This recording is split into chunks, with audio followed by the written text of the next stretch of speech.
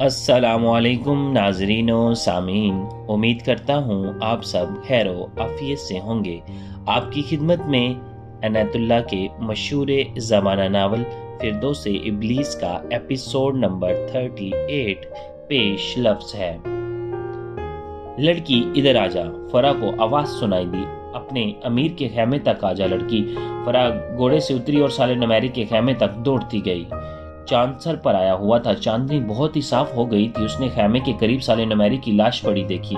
میرے ساتھ خیمے میں آ، سردار نے فرا سے کہا، اور بتاؤ نقشہ کہاں ہے؟ سردار اور فرا اندر چلے گئے۔ فرا نے چمڑے کا ایک تھیلا اٹھا کر سردار کے حوالے کیا اور بتایا کہ نقشہ اس میں ہے۔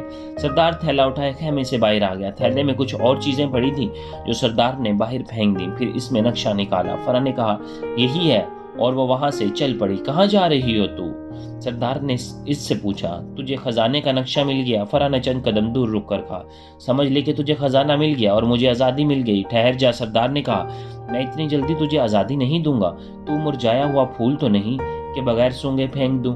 وہ قزاقوں کا سردار تھا، کوئی شریف اور معزز آدمی نہیں تھا کہ اپنے وعدے کا پاس کرتا۔ اتنی خوبصورت لڑکی کو وہ کیوں کر چھوڑ دیتا؟ فرا اپنے گھوڑے کی طرف دوڑی تو سردار اس کے راستے میں آ گیا۔ فرا دوسری طرف دوڑی۔ لڑائی ابھی لڑی جا رہی تھی۔ سالے نمیری کے آدمی مارے جا رہے تھے، انہوں نے مرنے سے پہلے کچھ قزاقوں کو بھی مار ڈالا تھا۔ فرا دوسری طرف دوڑی تو سردار اس کے پیچھے گیا۔ فرا اس کی کوشش میں تھی کہ وہ مرے ہوئے کسی آدمی کے گھوڑے تک پہنچ جائے۔ سواروں کے بغیر گھوڑے ادھر ادھر بکھرے گئے تھے، لیکن سردار فرا کو کسی گھوڑے کے قریب نہیں جانے دے رہا تھا۔ فرا پرتھیلی تھی، وہ تیز دوڑتی تھی۔ خیمہ گاہ سے کچھ دور چلی گئی۔ سردار بھی تیز دوڑا۔ آگے اونچی اور گھنی جھاڑیاں تھیں جو باڑ کی طرح ایک دوسری سے ملی ہوئی تھیں۔ فرا ان میں سے گزر گئی، لیکن آگے دلدل تھی۔ وہ راستہ بدلنے ہی لگی تھی کہ سردار پہنچ گیا۔ فرا دلدل میں چلتی آگے چلی۔ چند ہی قدم آگے گئی ہوگی کہ اسے ایسا لگا جیسے اس کے پاؤں تلے سے زمین نکل گئی ہے۔ وہ نیچے جانے لگی۔ سردار چیتے کی طرح اس پر جھپٹا اور وہ بھی نیچے ہی نیچے جانے لگا۔ یہ دلدل تھی جو ہر چیز کو اپنے اندر غائب کر دیا کرتی ہے۔ فرا اور سردار نے ایک دوسرے کو پکڑ لیا۔ فرا چیخ اور چلا رہی تھی، سردار اپنے آدمیوں کا نام لے کر پکار رہا تھا، اور وہ دونوں دلدل میں دھنستے چلے جا رہے تھے۔ سردار کے ہاتھ سے خزانے کا نقشہ چھوٹ گیا۔ یہ نقشہ بے بنیاد تھا اور خزانہ ایک فریب اور ایک مفروضہ تھا۔ سردار کے 3-4 آدمی پہنچ گئے، انہیں اپنے سردار اور فرا کے سر نظر آئے اور یہ بھی دلدل میں غائب ہو گئے۔ تیسرے یا چوتھے روز احمد بن غطاش شادر سے خلجان پہنچ گیا۔ خلجان کا قلعہ مبارک ہو۔ پیر مرشد حسن بن صبا نے اس کا استقبال کرتے ہوئے کہا، کیا سالے نمیری کی واپسی کا کوئی امکان ہے؟ احمد بن غطاش نے پوچھا۔ نہیں، حسن بن صبا نے جواب دیا، خزانہ وہ اسدہ ہے جو آج تک نہیں جانے کتنے انسانوں کو نگل چکا ہے۔ اس نے بڑے جابر بادشاہوں کو بھی نگلا ہے، اور اس نے مومنین کو، زاہدوں اور پارساؤں کو بھی نگلا ہے۔ وہ سالے نمیری جو مجھ پر لاہندان کرنے آیا تھا، کیا تم خدا کی ایلچی کیسے بن گئے ہو؟ اور وہ سالے نمیری جو دعویٰ کرتا تھا کہ اللہ کہ واحد عقیدے کے پیروکار صرف اہل سنت ہیں اور وہی اللہ کے قریب ہیں، وہ سالے نمیری خدا اور اپنے عقیدے کے فراموش کر کے خزانے کی تلاش میں چلا گیا ہے۔ فرا بھی اسی کے ساتھ چلی گئی ہے۔ کہ تمہیں اس کا افسوس ہے؟ احمد بن غطاش نے پوچھا۔ نہیں مرشد، حسن بن صبا نے کہا، میں حیران ہوں کہ جانتے ہوئے کہ ہم سالے نمیری کو خزانے کا دھوکہ دے کر غائب کر رہے ہیں، اس کے ساتھ کیوں چلی؟ اتنے میں دربان نے اندر آ کر بتایا کہ والی خلجان سالے نمیری کا ایک آدمی بہت بری حالت میں آیا ہے۔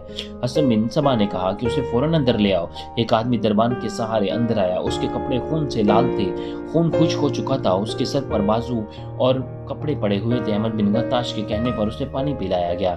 وہ تو جیسے آخری سانس لے رہا تھا۔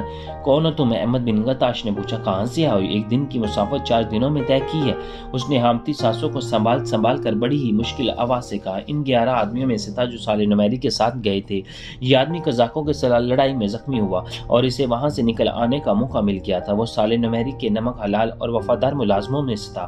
وہ صرف اطلاع دینے کے لیے خلجان آ گیا تھا کہ راستے میں کئی بار بے ہوش ہوا، گھوڑے سے گرا اٹھا۔ چوتھے روز خلجان پہنچ گیا۔ اس نے بتایا کہ سالے نمیری مارا گیا ہے، خزانے کا نقشہ قزاقوں کے سردار نے لے لیا ہے، اور فرا کے متعلق اس نے بتایا کہ وہ قزاقوں کے قبضے میں تھی۔ اس نے فرا اور سردار کو دلدل میں ڈوبتے نہیں دیکھا تھا۔ یہ وفادار شخص باتیں کرتے کرتے خاموش ہو گیا، اس کا سر ایک طرف لڑک گیا، وہ ہمیشہ کے لیے خاموش ہو گیا۔ حسن بن صبا نے اس کی لاش لے جاؤ اور دفن کر دو، اب یہ قلعہ ہمارا ہو گیا۔ احمد بن غطاش نے کہا، اب یہ بتاؤ حسن، کامیابی سے تم نے کیا سبق حاصل کیا ہے؟ یہ کہ انسانی نفسیات خواہشات کا غلام ہے۔ حسن بن صبا نے کہا، کسی بھی انسان کی ان خواہشات کو ابھارو اور اسے یقین دلاؤ کہ اس کی خواہشات پوری ہو جائیں گی تو اسے جس راستے پر ڈال دو وہ اسی راستے پر چل پڑے گا۔ میں تمہیں یہ سبق پہلے دے چکا ہوں، احمد بن غطاش نے کہا۔ ہر انسان کی ذات میں ابلیس موجود ہے، ہر انسان کی ذات میں خدا بھی موجود ہے۔ جو کہہ لو کہ انسان بیک وقت نیک بھی ہے اور بد بھی۔ عبادت کیا بدی پر غلبہ پائے رکھنے کا ایک ذریعہ، حسن بن صبا نے کہا، اور خدا کی خوشنودی حاصل کرنے کا ایک وسیلہ۔ ہم نے ہر انسان میں ابلیس کو بیدار کرنا ہے، احمد بن غطاش نے کہا۔ سالم نمیری پکا مومن تھا، زاہد اور پارسا بھی تھا۔ تم ایسے خزانے کا راستہ دیکھ رہے تھا جو فرح حسین لڑکی بھی شامل تھی۔ تم نے دیکھا اس شخص کی پارسائی اس طرح اڑ گئی جس طرح سورج کی تمازت سے شبنم اٹھ جاتی ہے۔ تلبیس ابلیس آئمہ تلبیس اور تاریخ ابن خلدون میں تفصیل سے لکھا ہے کہ احمد بن غطاش اور حسن بن صبا نے راتوں کو آئینہ کی چمک دکھا کر جس طرح لوگوں کو دکھایا تھا کہ خدا کا ایلچی زمین پر اترا ہے، اس وسیع و عریض علاقے کے لوگوں پر وہی اثر ہوا تھا جو پیدا کرنا مقصود تھا۔ حسن بن صبا نے لوگوں کو اپنی زیارت بھی کرائی تھی اور ایک خاص جڑی بوٹی کی دھنی اتنے بڑے مجمع کو دے کر لوگوں کو ذہنوں پر غلبہ حاصل کر لیا تھا۔ یہ تاریخ کی پہلی اجتماعی ہپنوٹائزم تھی۔ اگر یہ ڈھنگ اختیار نہ کیا جاتا تو لوگ بھی اس کے قائل ہو جاتے، کیونکہ لوگوں میں توہم پرستی اور افواہ پسندی جیسی کمزوریاں موجود تھیں۔ حسن بن صبا نے قبیلوں کے سرداروں کو خصوصی اہمیت دی تھی۔ حسن بن صبا کے مبلغوں یعنی پروپیگنڈا کرنے والوں کا بھی ایک گروہ پیدا ہو گیا۔ اس گروہ کے آدمی فقیروں اور درویشوں کے بھیس میں بستی پھرتے اور خدا کے ایلچی کے نزول اور اس کے برحق ہونے کا پروپیگنڈا کرتے تھے۔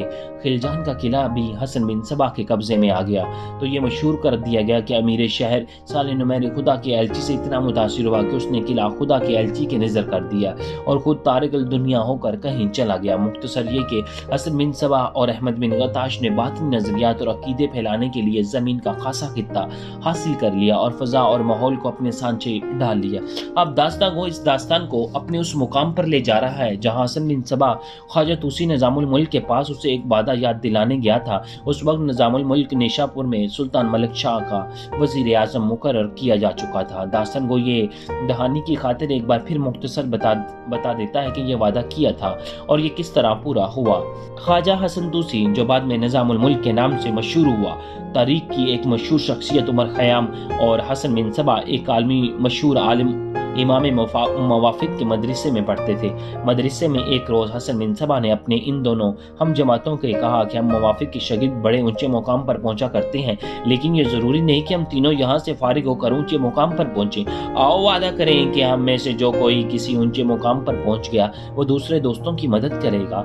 تینوں دوستوں نے ہاتھ ملا کر یہ وعدہ کیا۔ نظام الملک اور عمر خیام کے وہم و گمان میں بنا تھا کہ حسن بن صبا نے بڑے ہی مذموم مقاصد کی خاطر یہ وعدہ اور معاہدہ کیا ہے۔ پھر ایسے ہوا کہ تینوں تعلیم سے فارغ ہو کر اپنی رک گئے۔ راہ الگ کر رہی کچھ عرصے بعد نظام الملک سلطان ملک شاہ کے ہاں گیا، ملازمت مانگی۔ اس کی قابلیت اور فہم فراست کو دیکھ کے سلطان ملک شاہ نے اسے اپنا وزیر بنا لیا اور کچھ ہی عرصے بعد اسے وزیر اعظم بنا دیا۔ اس کے ساتھ ہی اسے نظام الملک کا خطاب دیا گیا۔ عمر خیام کو پتہ چلا کہ اس کا ہم جماعت اور دوست وزیر اعظم بن گیا تو اسے جا ملا اور مدرسے کے زمانے کا وعدہ یاد دلایا۔ نظام الملک نے عمر خیام کو ملازمت دلانی چاہی، لیکن عمر خیام نے کہا وہ تحقیق کے میدان میں جانا چاہتا ہے، پھر وہ کتابیں لکھے گا۔ نظام الملک نے اسے سلطان سے اچھی خاصی رقم دلوا دی۔ عمر خیام نے حکمت میں نام پیدا کیا اور ایسی کتابیں لکھی جو آج تک سند کے طور پر استعمال کی جاتی ہیں۔ اس کے بعد حسن بن صبا نظام الملک کے پاس گیا اور اسے بتایا کہ وہ تلاش روزگار میں مارا پھر رہا ہے اور ذلیل و خوار ہو رہا ہے۔ آخر مجبور ہو کر اس کے پاس آیا ہے۔ کیا تم اتنے لمبے سال بے روزگار پھرتے رہے ہو؟ نظام الملک نے پوچھا تھا۔ اگر کہیں روزی کا ذریعہ ملا بھی تو کچھ دنوں بعد ختم ہو گیا۔ حسن بن صبا نے کہا تھا، مجھے تاجر بننے کا شوق دیا گیا، لیکن تجارت کے لیے سرمایہ کہاں سے لاتا؟ دکانداری مجھ سے ہوتی نہیں۔ میں تو روزگار کی تلاش میں مصر تک چلا گیا تھا، لیکن قسمت نے کہیں بھی ساتھ نہ دیا۔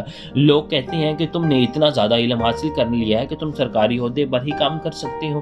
نظام الملک شریف النفس اور مخلص انسان تھا۔ اس نے اپنے دوست اور ہم جماعت کو اس افسردگی، مایوسی اور تنگدستی کے عالم میں دیکھا تو اس نے سلطان ملک شاہ کو بتایا۔ اس کا ایک دوست آیا اور جو غیر معمولی فہم اور فراست کا مالک ہے۔ اس تعلیمی سند یہ ہے کہ امام موافق کے مدرسے کا پڑھا ہوا ہے۔ ہمارے لیے صرف آپ کی رائے سند ہے۔ سلطان نے کہا تھا، اسے آپ جس عہدے کے لیے مناسب سمجھتے समझते हैं रख लें। निजाम उल मलक को सिर्फ सुल्तान की मंजूरी दरकार थी, वो मिल गई तो निजाम उल मलक ने इसे एक ऊंचे ओहदे पर फाइज कर दिया।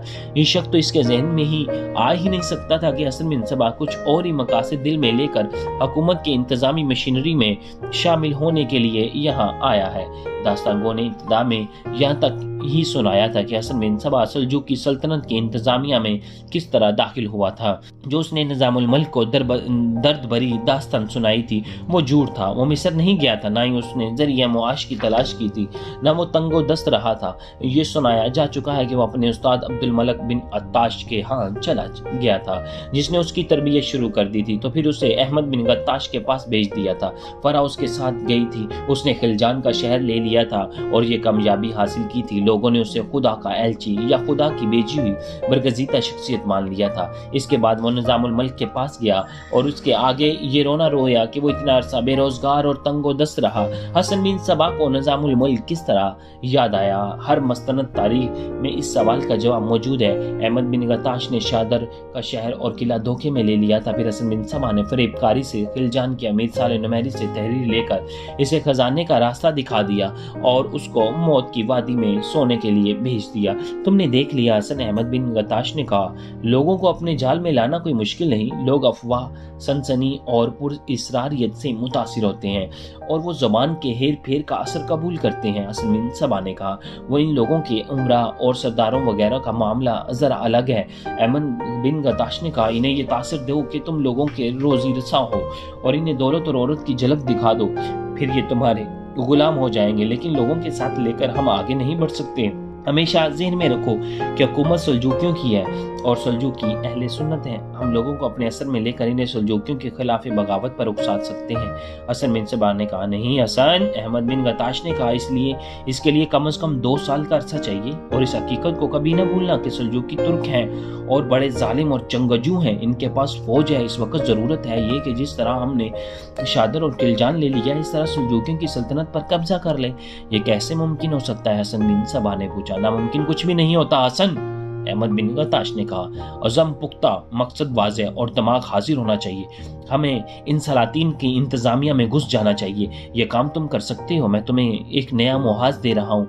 मैं आपके हुक्म का मुंतज़िर हूँ। उस्ताद मोहतरम, हसन बिन सबा ने कहा, मुझे ये बताएं मैंने करना क्या है? मेरे जासूसों ने मुझे एक इत्तला दी है। अहमद बिन गत्ताश ने कहा, ख्वाजा हसन दूसरी सुल्तान मलक शाह का वजीर आजम बन गया है। ये तो मुझे कभी का मालूम था कि इसे सुल्तान मलक शाह ने अपना वजीर बना लिया है, लेकिन ये कोई ऐसी बात नहीं। वजीर आजम बन जाना बहुत बड़ी बात है। यही नहीं, मुझे इत्तला मिली है कि सुल्तान मलक शाह से इतना मुतासिर हुआ है कि इसे निजाम उल मल्क का खिताब दिया है। उस्ताद मोहतरम, हसन बिन सबा ने पूछा, वो तो वजीर आजम बन गया, ये बताएं मैंने क्या करना है? उसे कत्ल कराना है? कत्ल के बाद की बात है। अहमद बिन गत्ताश ने कहा, हमारे रास्ते में जो आएगा वो कत्ल होगा। अभी ये करना है कि इसकी जगह लेनी है। क्या तुम्हें याद नहीं कि ख्वाजा हसन तुसी तुम्हारा हम जमात था? हाँ मेरे मुर्शिद, हसन बिन सबा ने उछल कर कहा, ये तो मैं भूल ही गया था।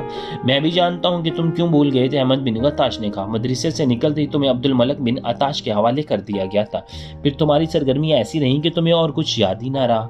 मुझे कुछ और याद भी क्या आ गया। हसन बिन सबा ने कहा, मदरसे में हम 3 दोस्त थे, उमर, ख्वाजा हसन और मैं। हमने मुआदा किया था कि मदरसे से फारिग होकर हम में से किसी को कहीं बड़ा ओहदा मिल गया तो वो दोनों को किसी अच्छे ओहदे पर फाइज कराएगा।